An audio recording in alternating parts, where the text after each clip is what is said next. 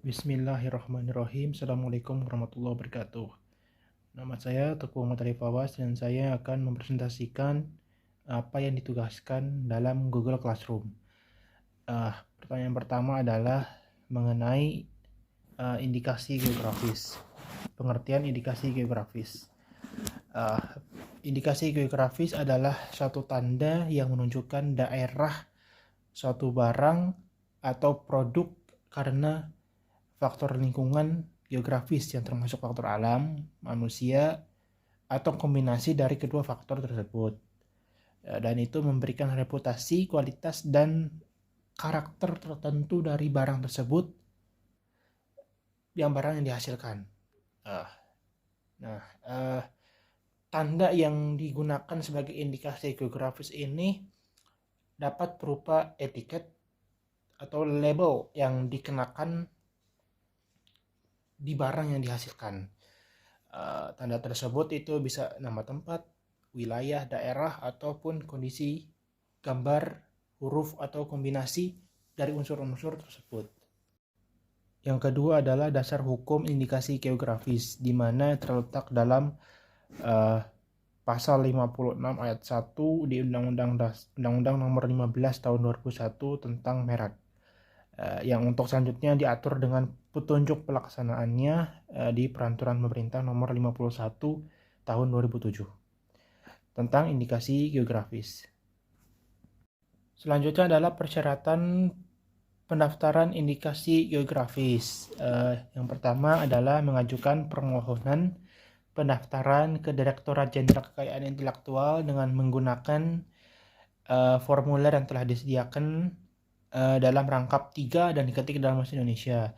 Yang kedua adalah surat permohonan pendaftaran dilampiri dengan surat kuasa khusus apabila permohonan pendaftaran dikuasakan.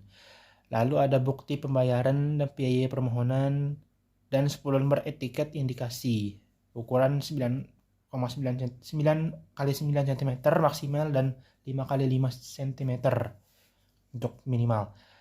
Lalu ada permohonan pendaftaran harus dilengkapi dengan dokumen-dokumen deskripsi indikasi geografis yang terdiri dari nama indikasi geografis yang dimohonkan pendaftarannya, terus nama barang yang dilindungi oleh indikasi geografis, lalu ada uraian mengenai karakteristik dari barang tersebut dan kualitas barang tersebut yang membedakan barang tersebut dengan barang lain yang memiliki kategori yang sama, dan menjelaskan tentang hubungannya dengan daerah tempat di mana barang tersebut dihasilkan.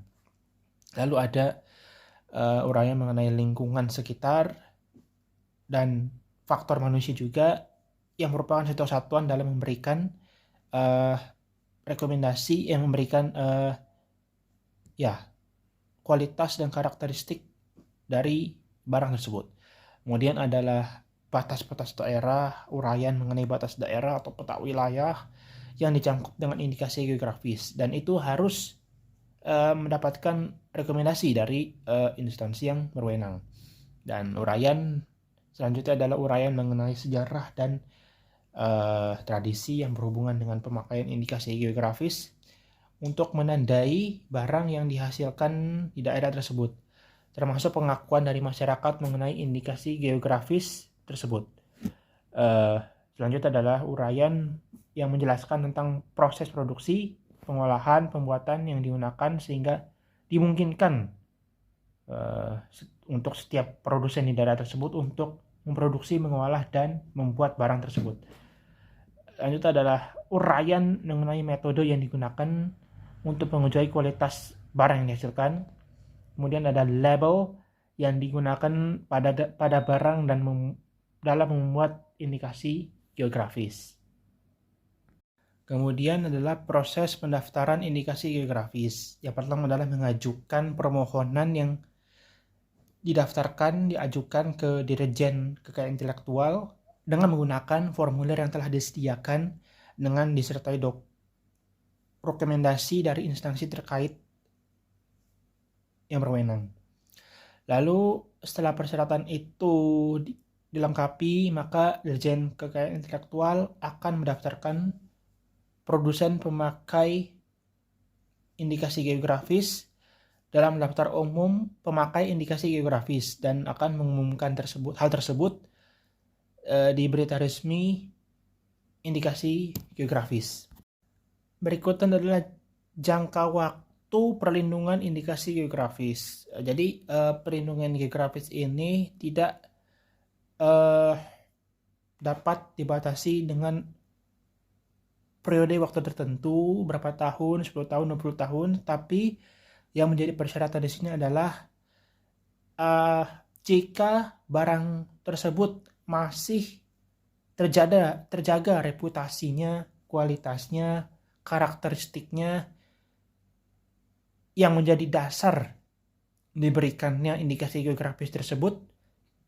Jadi selama itu masih ada, maka perlindungan indikasi geografis terhadap barang tersebut ya masih ada.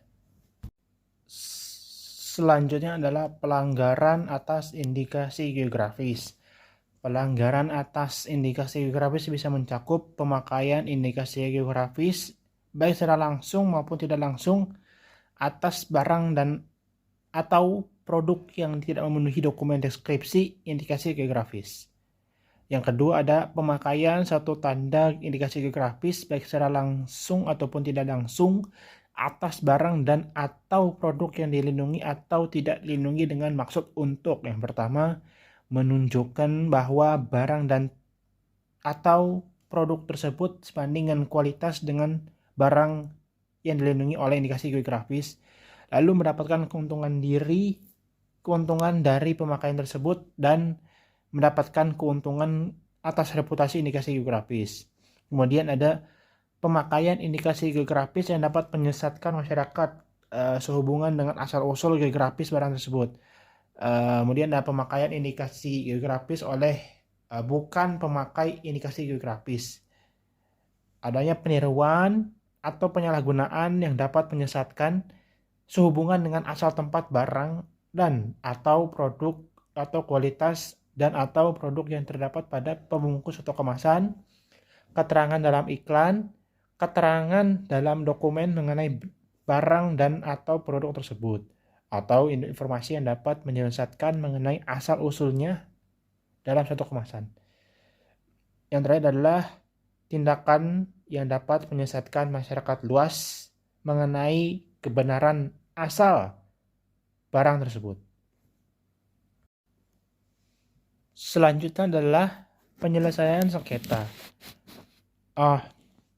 Gugatan atas pelanggaran merek dapat diselesaikan jika pemilik merek terdaftar dan atau penerima lisensi merek terdaftar itu mengajukan gugatan terhadap pihak lain yang secara tanpa hak menggunakan merek itu mempunyai kesamaan pada pokoknya atau keseluruhannya untuk barang sejenis berupa gugatan ganti rugi dan atau penghentian semua perbuatan yang berkaitan dengan penggunaan merek tersebut. Yang kedua adalah gugatan sebagaimana dimaksud pada ayat 1 dapat pula diajukan oleh pemilik merek terkenal berdasarkan putusan pengadilan. Yang ketiga, gugatan sebagaimana dimaksud pada ayat 1 diajukan kepada pengadilan niaga. Kemudian selama masih dalam pemeriksaan dan untuk mencegah kerugian yang lebih besar, maka pemilik merek dan atau penerima lisensi selaku penggugat dapat mengajukan permohonan kepada hakim untuk menghentikan kegiatan produksi, peredaran, dan atau perdagangan barang yang menggunakan merek tersebut secara tanpa hak. Dan yang kedua adalah dalam hal tergugat dituntut menyerahkan barang yang menggunakan merek tanpa hak, hakim dapat memerintahkan penyerahan barang atau nilai barang tersebut dilaksanakan setelah putusan pengadilan mempunyai kekuatan hukum yang tetap. Terima kasih. Itu adalah presentasi dari saya. Assalamualaikum warahmatullahi wabarakatuh.